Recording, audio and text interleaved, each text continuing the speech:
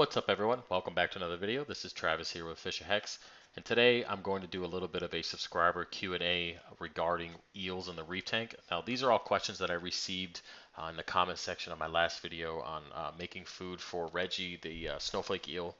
Now, I'm just going to go ahead and post the question, answer it the best of my ability, and keep going. So, the first one is, been thinking about getting an eel. Anything in particular I should consider?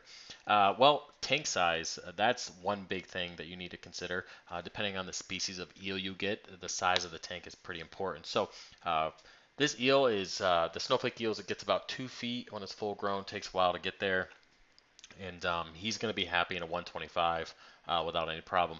I would say if you are using a 55 gallon or less, maybe a dwarf species of moray would be ideal for you. They get kind of expensive, or if you have plans of upgrading in the future within a year or so, a snowflake eel, a zebra moray would be more than ideal. I would just be aware that they get big and they do grow fast depending on how fast you feed them or how much you feed them. All right, so the next thing is a nutrient export. You got to make sure that you're able to remove nitrates and phosphates efficiently in your system, i.e. have a refugium, biopellet reactor, GFO, and do your water changes and your maintenance and filter socks and all that stuff. I mean, basically what you put in the tank, if they eat a lot, then they're going to poop a lot. It's just the way it is. And you don't want to starve your eel because you want to cut back on nutrients. So just be aware of that. Have a way to export those nutrients. The next thing is inhabitants. Now, I've been lucky. My eel doesn't eat anybody, even though they can easily fit in his mouth. He has eaten a turbo snail, but I think the turbo snail was dying, so he just kind of cleaned out the shell there. Never had a problem with the crabs. The only thing that he has eaten were two of those peppermint shrimp that I added 2 out of the 3. The third one kind of stays on top of the bird's nest there and stays away from the eel altogether. I think because he saw what happened to his buddies. Cleaner shrimp, no problem. Haven't had any issues. Starfish, no. Decorator crab, no problems. Everything works out good. But you got to consider this as well, is a lot of animals have our what's the word I'm looking for? Basically personality dependent. I mentioned this in another videos. You can get one eel that's great, and you can probably buy another one that just decides to eat everybody. So just be aware that if it could fit in his mouth, it probably has a higher chance of eating it. All right. So the next thing you want to consider is preventing escape.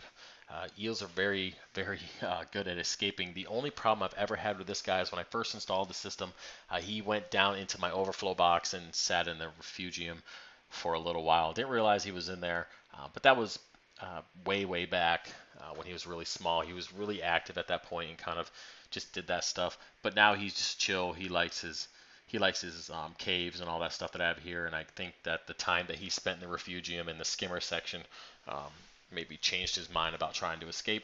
But you might want to consider having a canopy or a closed top tank. Have your overflows covered. And with like this overflow I have here, there's an acrylic piece you can put over it just to allow the water through, but not any snails or fish or anything like that. So keeping it escape proof, that's a big thing. And then also having plenty of hiding spots. You really want to make sure they can hide and be comfortable and come out when they want to come out. They're more of a nocturnal species, eels in general. But having a lot of hiding spaces is always ideal. So those are some of the things that I would consider if you're going to buy an eel. All right, so next question. Next question. I've been wanting to get a snowflake eel after seeing yours. Do you recommend people to get them? I have a dominant SPS tank, so I worry about stinking up the water quality. Now, I mentioned this in the previous question. You really want to make sure you have a good nutrient export system. Like I said, the bottle pellets have good skimming, refugium, GFO, water changes, all that stuff. You want to make sure that that is good.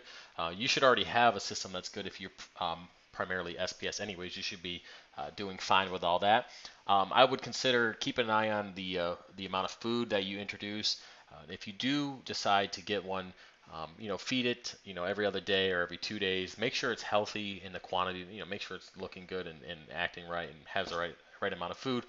But sometimes I feed my eel more, but then feed the fish less because you'll see in this video that the fish also gets some of the food that I feed the eel because he gets what he wants, and then I have extra food that's thawed out. So, and you don't really want to refreeze that. But just be aware that you could always feed the fish less or cut back on feeding on corals, increase your water changes. But just be aware there's going to be a little bit of a change if you add another species and your feeding habits change. So just be aware of that.